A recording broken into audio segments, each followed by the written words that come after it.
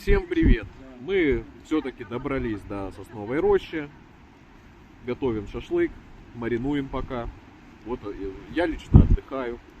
Настроение огонь. Доехали шикарно, с попутным ветром. На 2 часа раньше, чем рассчитывали. Жалко, что вы вот, зрители, не с нами. Приезжайте на следующие выходные на Лиманчик. Побьем рекорд прошлого года. В прошлом году было 75 человек, давайте сделаем 175. Завидуйте, мы на море отдыхаем.